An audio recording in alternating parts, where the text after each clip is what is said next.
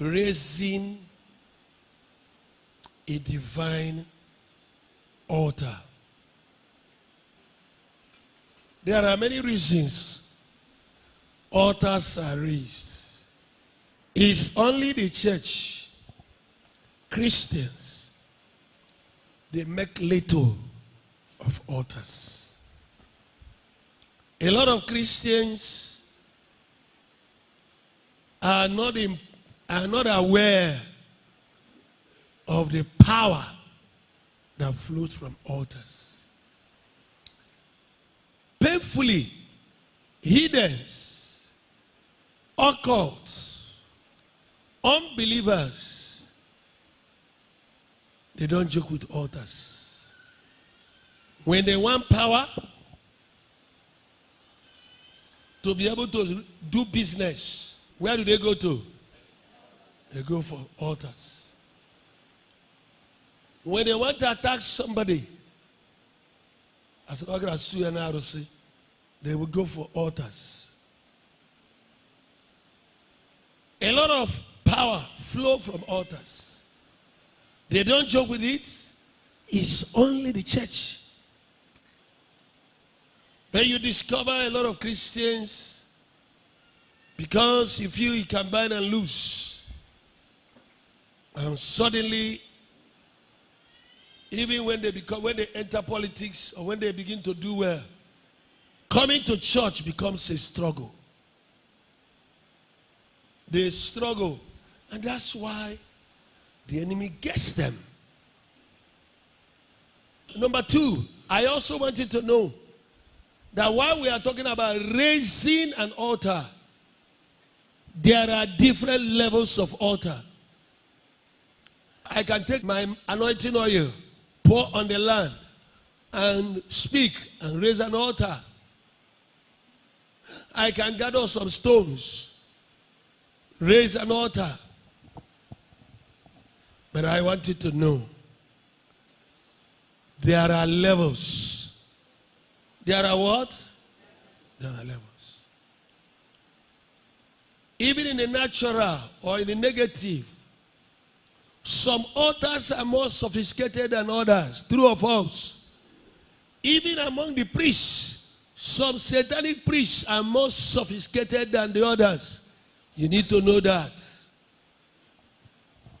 And when we talk about raising an altar, the one we are going to discuss now is going to be more detailed.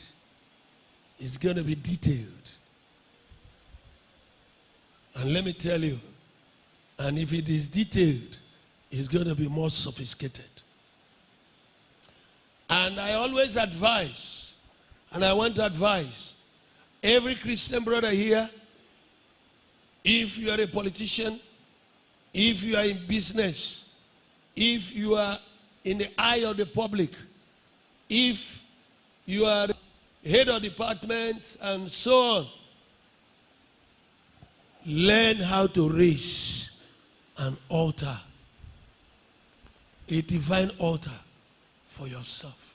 Otherwise, you may be naked. Imagine a child of God who is a judge or a magistrate. Imagine a child of God who is a manager in a bank, and so on. Do you know how many human altars, people coming from different altars, visit them every day? True or false? True. Number one, what is an altar? An altar is a place of fellowship with God. I'm not talking about satanic altar, so I'm talking about Jehovah. An altar is a place where divinity meets with humanity. An altar is a gateway into the throne of Jehovah God. It's a gateway to the throne of God. An altar enhances access to God. It's a powerful place of divine encounter. A lot of people, when they want to contact heaven, when they have a burden, they leave their house, they come to the altar. Why? This This place is a place of contact between humanity and divinity. This place is open. It's a gateway to the throne of God. Angels are ascending and descending to collect information and send them to the heaven. I've seen a lot of testimonies. I know a woman here. She's not here now. The daughter wanted to get married. She wasn't a member here then. And then suddenly, this girl, the father had died, which is the husband to her sister, the madam. So the girl took the wine the husband to be brought and took it to the uncle, the father's junior brother, to tell him that a bank manager wants to marry her. And brethren, you will not believe it, but I'm telling you a life story. The woman is still around here in Oka. She comes from Aba to visit the daughter here. That was the end of the marriage discussion for 17 years. For how many years? 17 years. Nobody talked about that marriage again. Until that woman visited the daughter here, and she brought her here, and after preaching, the woman chose and stirred the water, and told the daughter, when you are going to work every morning, drop me here. And so every morning, the daughter would drop her there. She would carry a chair, sit down here, and she would pray. She would kneel down. When she's tired, she would sit down. And she kept praying at this altar. Engage the altar of God against the satanic altar. And God revealed that the man took that particular wine, went to the grave, opened the part of the grave, and buried it. And you know that the grave is a place where some strange spirits for blackmail, when you want to make a beautiful girl not to be desired, are graveyard spirits. And suddenly, the man has now retired as a bank manager. He now remembered he was married and forgot about the marriage. He came back again. That's the power of an altar. So when you see people gather here, my brother, when you come here, be godly. When we start here and declare words over you, it's a place of power. It's a place of authority. They call here pulpit. They call it altar. Destinies are altered from the altar. Amen. An altar is where praises and thanksgiving and worship are given to the Almighty God. You can check the book of Luke, chapter 2, verse 22 to 23. You can check Deuteronomy 26, verse 1 to 4. Tithes, offerings, first fruits, they are brought to God as acts of worship at the altar. An altar is a place of sacrifice. Hear me, my brethren. Sacrifices are offered to God upon the altar. And let me tell you this, without sacrifice, an altar has no power. Did you hear what I said now? A lot of Christians need to know this one. So many of us come to church, we can't make sacrifice, they can't serve God, they can't give God a service of which is a reasonable sacrifice. They can't give God money, a sacrifice. They can't make sacrifice. The Bible says in the book of Psalm, chapter 50, verse 5, it says, call unto me men who have made a covenant with me by sacrifice. So there are men of covenant and there are men. There are men who have made a covenant with God by sacrifice. They are special before God.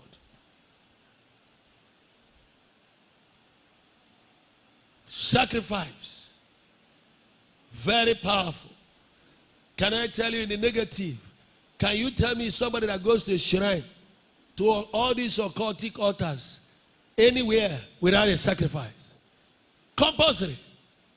It doesn't matter the story you tell the native doctor about the troubles you have in your life. When you finish, he'll give you a long list of sacrifice, things you buy. There are a lot of sacrifices. Number 4, altars are control towers.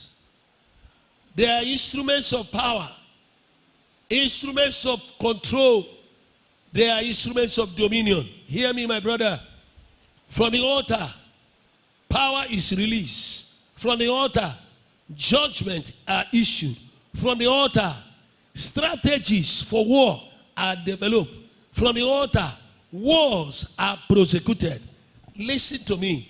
When many people tell you that they were in a dream and somebody cut off their head, and somebody tells you he was in the dream, they fired an arrow at him, and so on. Some of all those battles, they are battles coming from the altar. That's the wicked monopolizing, prosecuting his war from the altar. And as a child of God, you need to hide behind the altar of God.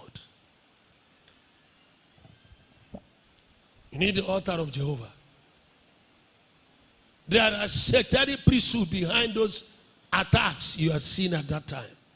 They are not ordinary. Battles are fought from altars. Destinies of men, nations, they are influenced and controlled from altars. When you hear that somebody stood for election, and when he was doing the election, there were a lot of people who were running the election, did all the running around, did all the sufferhead for him. He won the election, and suddenly, all of them, he doesn't remember them. None of them is close to him again. You discover that suddenly there are people, nobodies have surrounded him. People who were never there when the election was being, when people, all the suffering were done for the election. How did they do it? They have gone to the altar and captured his heart, captured the man, captured the spirit. And listen to me, at that point, if you like, talk from now till tomorrow, you are wasting time. They have taken over the man spiritually. And what the man says, that's what he will do. If you don't want to murmur, you need the altar of God to stand and deal with that matter. Otherwise, you're wasting time. It's sister, or rather, there are many cases like that. I told you about a case here. A girl came here and she was being prayed for. And the Lord said, there is a girl making sacrifices. Seriously. She's consulting powers with sacrifice to take over your husband. And the girl said, yes, she's aware. She knows the person. All right, the Lord said to her, come to me with sacrifice. She came with 2,000 naira the next week. And by the way, the other girl is going with rams, cows. And of course, in less than 2 months, she took over the marriage. The husband went and married her properly, sent her to the boys' quarters, and told her if she doesn't like that, she can go. This is a battle of altars. That is altar versus altars. But somebody was careless. My brethren, I want you to understand very much that in this life you cannot exist. You cannot live your life without an altar and a priesthood genuinely behind you. Otherwise, you're a gambler on destiny. We are here today to raise a divine altar. And this altar is going to be from there. We are going to bring positive influence and control over your life, over the ministry, over your destiny. From that altar, we are going to command breakthroughs, open heaven. We are going to speak. Listen, that altar will speak. It will, listen, altars, even after the people who raised them have died, they still speak. Even after Abraham that raised an altar at Bethel, even after he had died, the sun went there and the heaven was still open. Angels were ascending and descending. So don't joke with altars. Raise altars. Learn to raise altars. Learn to raise altars. Are we still together? An altar is a place of prayer. Isaiah 56, verse 6 and 7.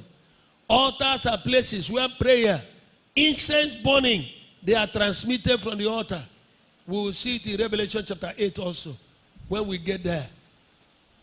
before the presence of God. That incense there stands for prayer.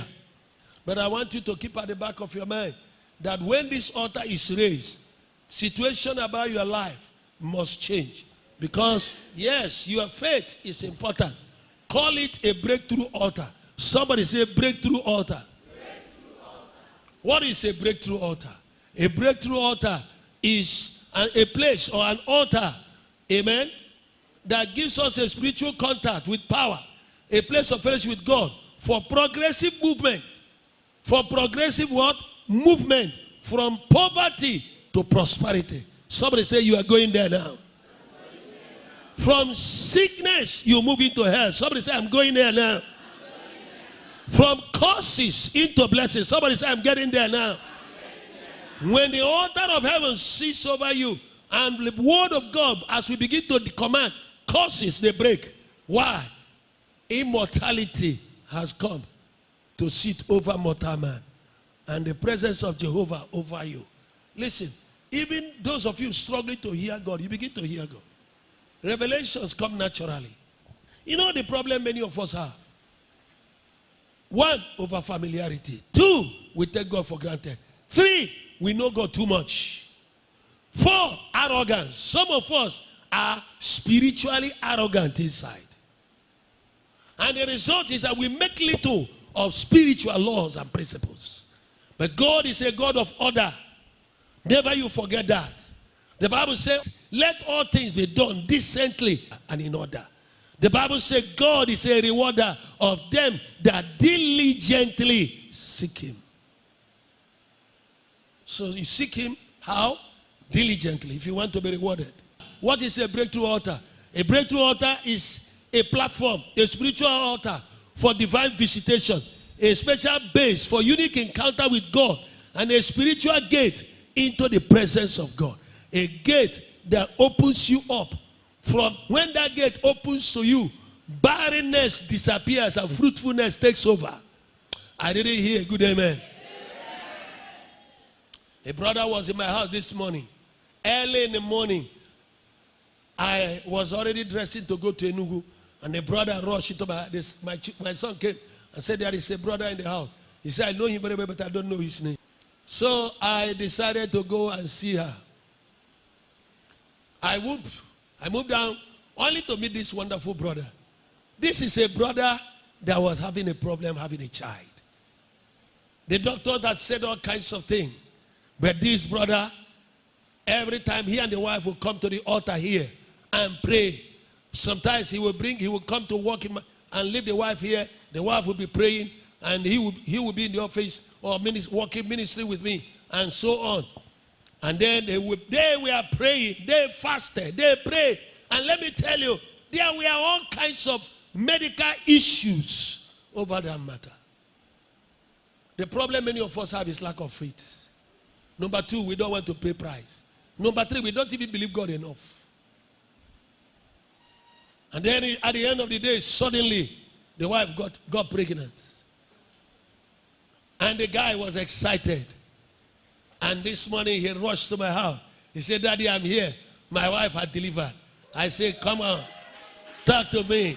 Somebody say, talk to me. Somebody say, from barrenness to fruitfulness. Listen to me. An altar can determine success and failure.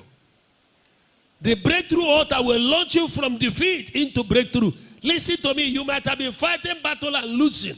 My brother, as a breakthrough altar sits over you this afternoon, and if you are ready for it, and sincerely hear me, the battle is over. Somebody say the battle is over.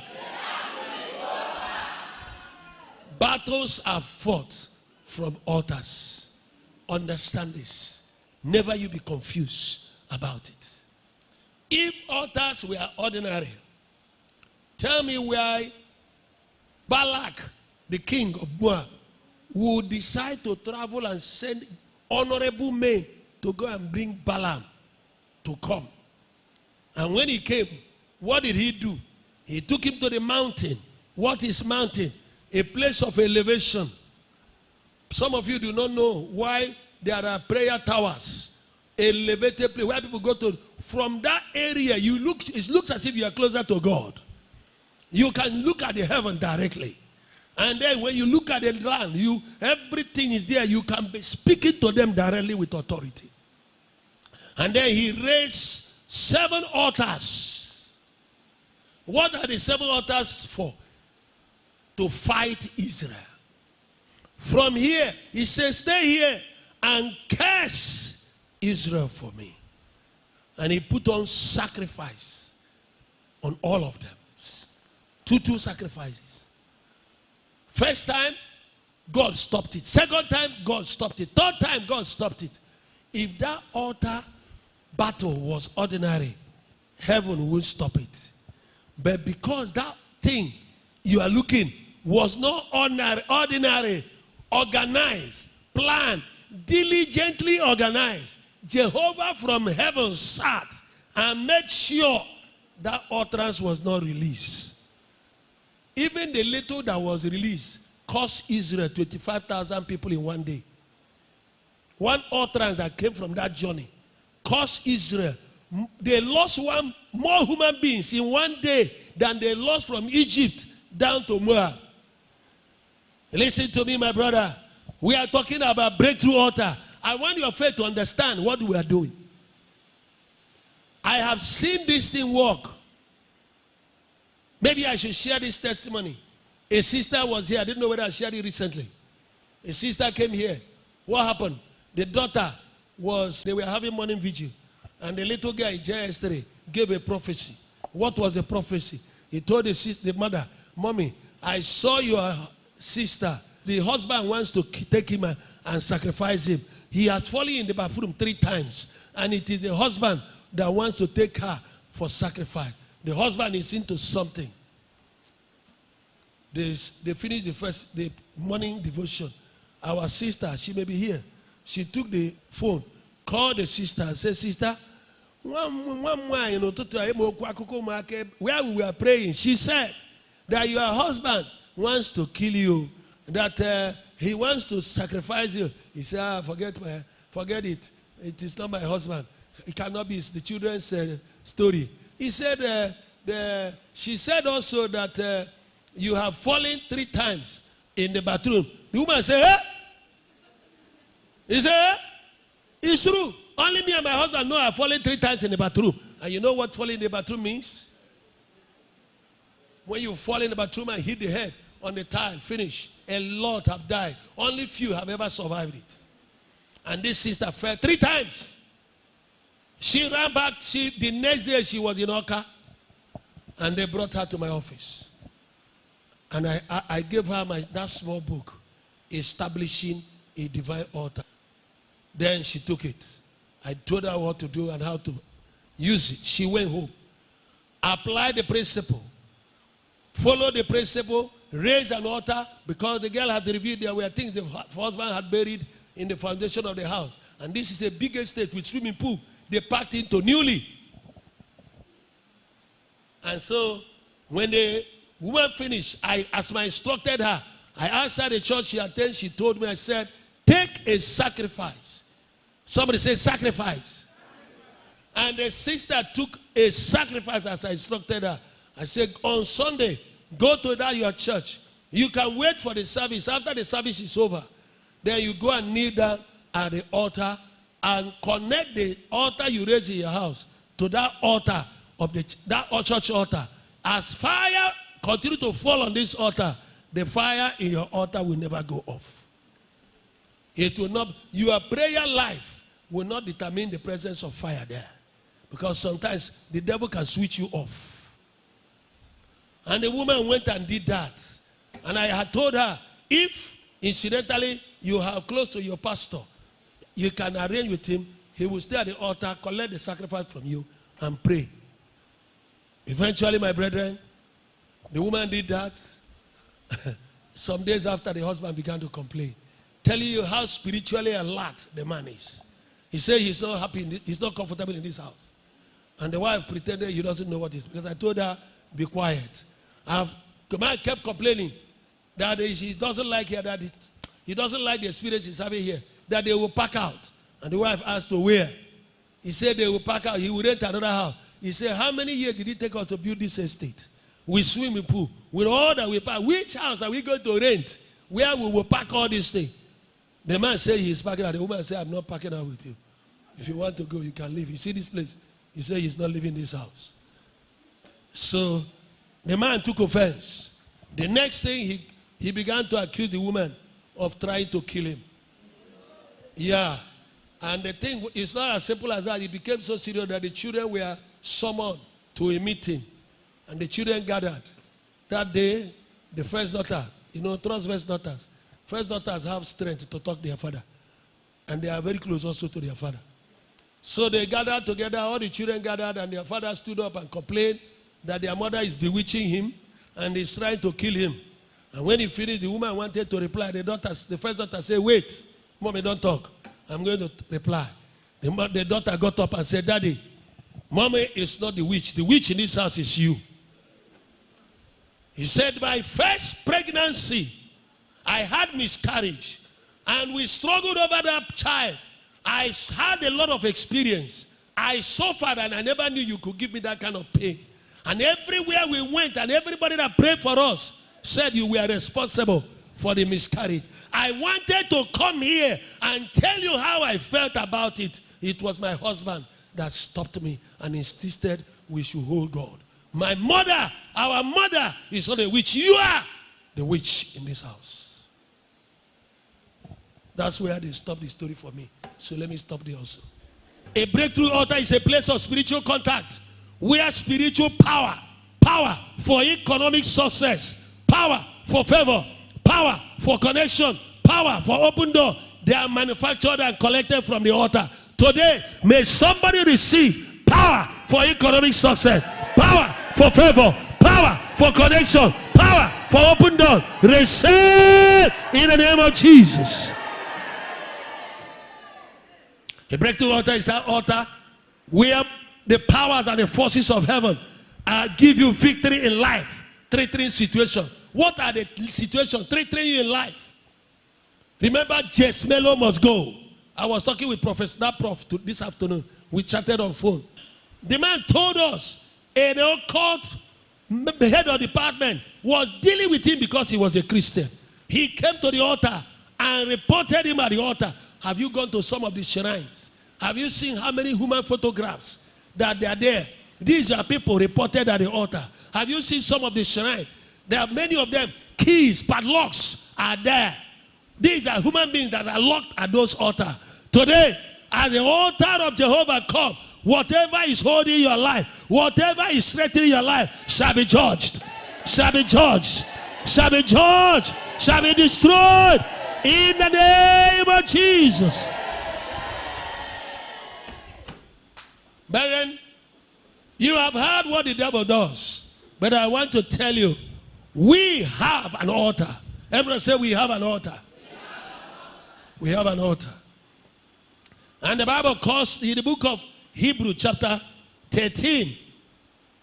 Hebrew chapter 13. The Bible says in verse 10, we have an altar, wherefore they have no right to eat which serve the tabernacle. My brother, for a pastor, you're a worker, be careful with God's money, be careful with God's property. If you are asked to go and spend money, be careful. They are coming from the altar of God. They are coming from where? Altar of God. And listen to me, if you have children, when you bring them to church, control them. Don't allow them to steal or pick property in the church. They can damage their life and destiny. Even those of us walking in the altar, the Bible says we are careful. We don't eat anyhow from the altar. Did somebody hear me here? But I want you to understand, we have an altar. Find out any Christian minister, pastor, reverend, whatever, and his children taking the altar food, money for granted. They have pains. If you don't know, God, ask a lie. Did you hear what I said? If you don't know, go and do what? Ask a lie. And I can tell you, I have seen people suffer because of stealing God's money. So, you know, some of them, they stole the money. It took about 2 years before they understood that they were at war with God. Yes. After 2 years, before the revelation of where their problem was coming from began to get clear, they never knew that God was dealing with them. The Bible says it is a dangerous thing to fall into the hand of the living God. Never, I beg you in the name of the Lord, take God's money for granted. All my children, they know that. Clear. There are boundaries. The problem many of us have is that we don't even hear God. That's the truth. If we were to hear God, we will change our attitude and our style of life. We have an altar. And I want to tell you that this altar is not ordinary. This altar is powerful. Powerful. Even people who serve at the altar, they are supposed to serve with fear and trembling. God showed Moses this altar. God showed him the pattern of this altar in the book of Exodus chapter 27 from verse 1 to 8. And that was where God said to him, be careful to build according to the pattern that I revealed to you. That what is the pattern? That is what we are going to look at now. Apostle John in the book of Revelation was able to describe that pattern, which means there is a pattern in heaven. There is an altar in heaven that God was showing Moses. Look at the pattern here in heaven. And when you go now, go and duplicate it on the earth. Is somebody listening to me? You want to see that altar? Go to the book of Revelation chapter 8, verse 1 to 6 or 5. And when he had opened the seventh seal, there was silence in heaven about the space of half an hour. And I saw the seventh angel which stood before God. And to them we are given 7 trumpets. And another angel came and stood at the altar, having a golden censer. And there was given unto him much incense, that he should offer and eat with the prayers of all saints upon the golden altar, which was before the throne. And the smoke of the incense which ascended came with the prayers of the saints, ascended up before God out of the angel's hand. And the angel took the censer, filled it with the fire of the altar, and cast it into the earth. And there were thundering voices, lightning, and earthquake. And the 7th angel had prepared themselves to sound. Listen to me. The Bible calls this our altar, the golden altar. And I want to call it the supreme altar. This altar bears the throne of God. This altar is before the throne of God. The power and authority of Trinity, of Jehovah, God the Father, Son, and the Holy Ghost flows out from the 4 corners of this altar. And I want to tell you that this is the altar that is going to sit over your life now. If you connect yourself to the altar will sit over your life, over your destiny. In the name of Jesus. This is the supreme altar. And I want to tell you, hear this. This altar is powerful. More powerful than any altar. When you stand on this altar, you can confront any other altar, human or demonic altar. This altar is so powerful, and I want to tell you why it is powerful more than any other altar. That is the superiority of this altar. And what makes it more superior than all other altar? Number 1, the God of the altar. The God of our altar. One of the things that make an altar strong is the God. What is the God? The altar is served. In the kingdom of darkness, there are different gods and there are different deities. And I want to tell you, the God of our altar is Jehovah God. The Bible says in the book of Amos chapter 9, verse 1, he said, I saw the Lord standing at the altar. Listen to me. God is the Almighty God, is the God of our altar. And who is that God? Jehovah, the man of war, the God of battle, the Jehovah El Shaddai, Jehovah, the I am that I am. What do you want? He will provide. Jehovah Shalom, God of peace. He is Jehovah Nissi. Are you hearing me? And then he is the God of battles. He is. Mention what is the problem. Jehovah Yahweh. That is the God of our altar. And there is no other God beside him. And beside him, we know no other. Number 2, what makes an altar powerful? Who is the priest of the altar? The priest of the altar determines the strength of an altar. Number 3, what makes an altar strong? The sacrifice at the altar. A lot of these altars, they have chicken, they have fowl, they have turkey, they have goats, they have cow at the altars. And some of them even have human beings. And of course, in the realm of the demonic war, the woman is demonically higher than a man. And that's why more women are missing. But the sacrifice upon our altar is the blood of the only Son of Jehovah God. The Bible said that blood is without spot or wrinkle. The Bible, are you listening to me? That blood is so sacred, so powerful. That blood carried the DNA of Jehovah God. That when it touched the earth, at the Calvary, the Bible said there was earthquake. There was a systematic resurrection. The dead in Christ, they rose up and began to walk on the streets of Palestine. And people were seeing them. Somebody say powerful. That's why our altar is powerful. Whatever the altar, we engage the blood, the sacrifice upon the cross of Calvary, the blood that is upon the mercy seat. By that blood, we destroy their human and animal sacrifice. We strip them of their demonic power. From that blood, the Passover lamb. Number 4, our altar is powerful. Hear me, my brother. The covenant of the altar. Some of the altars, the covenant on them is such that when you breach the covenant, they tell you what you will do to appease the spirits. Some of them, you go and they tell you to do this, you appease the spirit.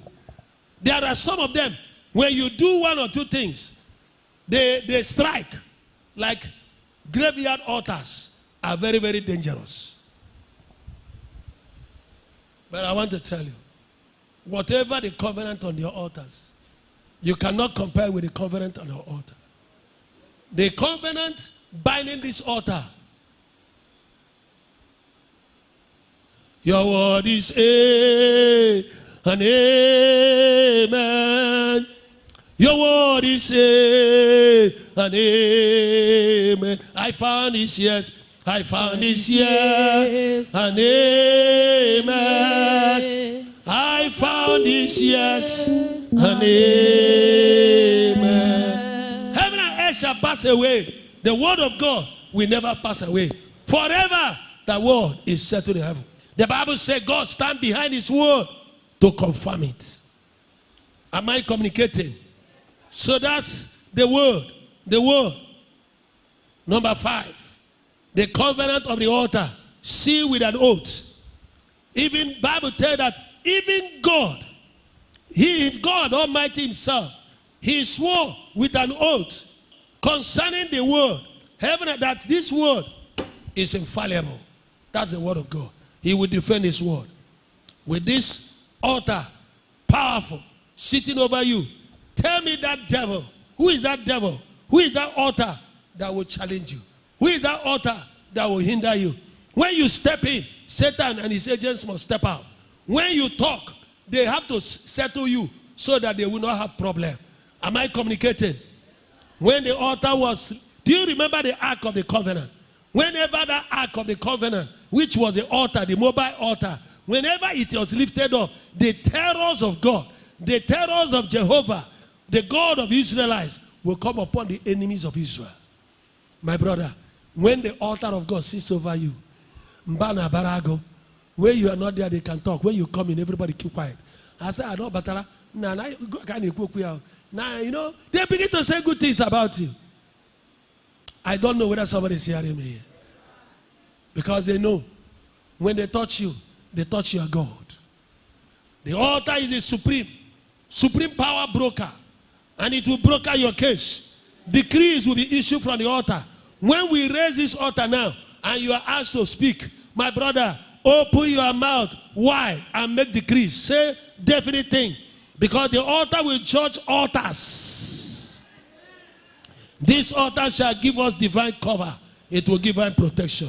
Now the question is, how do we raise this altar? Number 1, we need to acknowledge. If we give you scriptures like Psalm 136, you are going to use such scriptures to acknowledge the strength of God as the Almighty God, declare his ownership of all things, exalt him, magnify him, call him his great name, that there is none like unto him. And then the next point, we need to confess our weaknesses, our failures, our betrayal of the trust. We need to remind him we need him. Without him, we are finished. We are nobody else. We need to show our confidence in him, that we know that we cannot run our lives by ourselves. We need to bring repentance before God. Our personal sins, yes, past and present. We need to repent of the sin of the church, sin of the ministry, sin of the deputy director, sin of the priests in detail, sins of the leaders, sins of our members, sins of the choir, because the choir, they are the next closest to the altar, the music ministers. Then we need to worship God. This is not singing, it's exalting him, using Psalm 178, Psalm 113, Psalm 114, Psalm 115. Then number 5, we make covenants. We make what? Covenant. Altars and covenants go together. Covenant establish altars, and altars establish thrones. This involves agreement between us and God. Tell the Lord why we are raising the altar. Tell him what we need, what we want the altar to do. Tell him what we covenant to do on our part. Father, do this. On my part, this is what I will do. Somebody called me today or sent me a text. Very beautiful text. A lot of us will say, I don't have money I don't have nothing to give. It's not true. It's a lie. You have something to give. And he said, he doesn't have that. She has decided to covenant herself before God to pray for me at least 2 hours. I said, eh? He said that I should send her the prayer point, and I sent. That's a sacrifice. Is it not a sacrifice? That's a reasonable sacrifice. And I told her, as you do this assignment faithfully, the God whom I serve will give you the blessings he has promised, that whoever will give a cup of water to his prophet will by no means miss the prophet reward. Number 7, prophetic declaration. Set your face against the enemies, the things you want from God. Stir up God's jealousy if it is for war. Give the altar an assignment. Number 8, seal the covenant with sacrifice. Every altar demands a sacrifice. It is a universal principle. Jesus poured out his blood and sacrificed his life at the altar of Calvary for our redemption. Abraham sacrificed Isaac at Mount Moriah. In Genesis chapter 15, Abraham made a lot of sacrifices. Why? For Isaac to be born. Father, he said, where you promise you give me a child, how will I know that this thing you promised will come to pass? And God said, get me a heifer, this one, a turtle dove, sacrifice. And after that, Isaac came. Are you ready to do your own sacrifice? First of all, we are going to raise the altar now. And without wasting time, I'm going to use a principle. And the principle is from the Bible. Go to the book of Micah chapter 5. Look at verse 5. And this man shall be the peace. When the Assyrians, your enemies, shall come into our land, the herdsmen, and when he shall tread in our palaces, then shall we raise against him, the enemy, 7 shepherds, 8 principal men. 7 shepherds. And how many? 8 principal men. So without wasting time immediately, whether you are outside, whether you are inside, without wasting time, if you are a pastor, a minister of God, and you are doing the 70 days fast, the 40 days fast, start on your leg. All of you climb here. Link our hands. Can we link our hands in agreement? Somebody say we are agreed. Somebody say in unity. Repeat after me. Say our Lord and our Father. By corporate anointing of this apostolic and prophetic church, we come before you.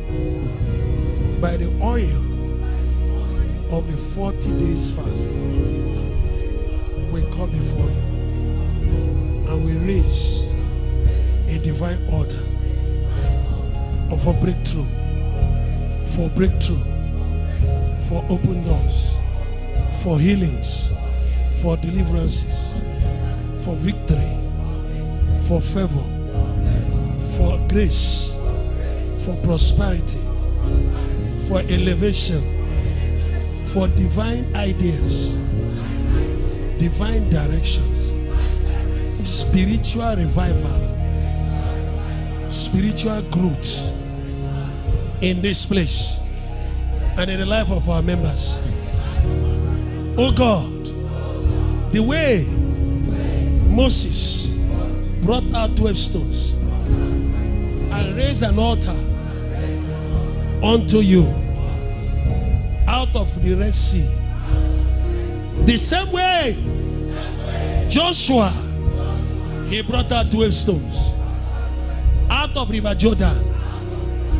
He raised an altar unto you.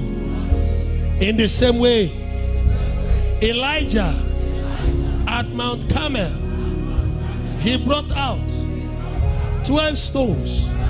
He raised an altar unto you. You answered by fire. And Lord, you judged the idolatry and the wickedness of his time. In the same way, here today, by corporate anointing, we are standing as lively stones, and by the oil of the fast, the corporate anointing of the prayer chain, we are raising an altar of fire. Remember the call you place on this work. The way fire came from your throne to the belly of the earth, let it come down now. Over the ministry, over the leadership, over all our members, far and near. Let our life be precious in your sight. Fight our battles, and we will hold our peace. Let all the prayer points we have presented to you during these 40 days receive the energy of God. Let your power be radiated over the cases and grant us the desires of our hearts. In the name of Jesus, break walls over the ministry, over our members, open doors for the work and for all our members. Judge the wickedness in the land. Overturn the thrones of wickedness in the spirit, in the physical. In the name of Jesus. Oh God, concerning all our members, wherever they step in, their portion shall no man take. The blessings that are there, we possess them with thanksgiving. In the name of Jesus. All the pillars, men making sacrifice in this work, women making sacrifice in the work, Father, mark them for special blessing, that your work may progress. And everybody say amen. Everybody say amen. Everybody say amen. A little thing, wherever you are now, I want you to stay there. The altar has been raised. If people here see in the spirit, they will know that this atmosphere has changed. The number of scriptures that are flown in the air alone is enough to change here. Now, I want you to begin, you as an individual, begin to declare something. Give the altar an assignment. What do you want this God to do for you? Open your mouth and begin to say.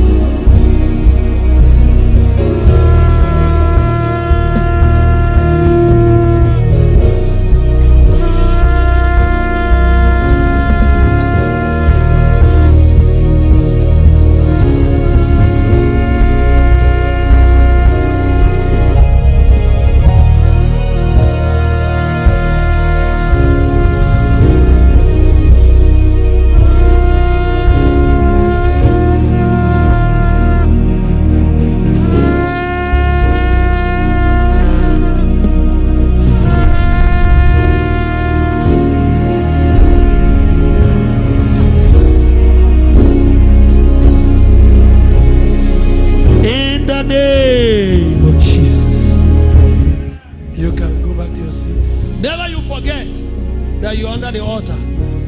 Say, I am not ordinary. I am the Lord's sanctuary. I am the place of prayer. The place of God's holiness. The temple of Jehovah God. I am a container of God. I am God's dominion. A place of God's authority. A place that radiates the power of God. I radiate the energy of God. I am not ordinary. I am dangerous. Because my Father is a consuming fire. I am a consuming fire. Can I hear somebody say amen? May the Lord prosper your ways. May your leg carry you to places of promotion. May this leg carry you to places of honor. You shall not be denied. You are for lifting. You are for announcement. The day of your celebration has come. You must be celebrated. Every curse that speaketh over your life today, we break that curse. We break that curse. We break that curse. In the name of Jesus.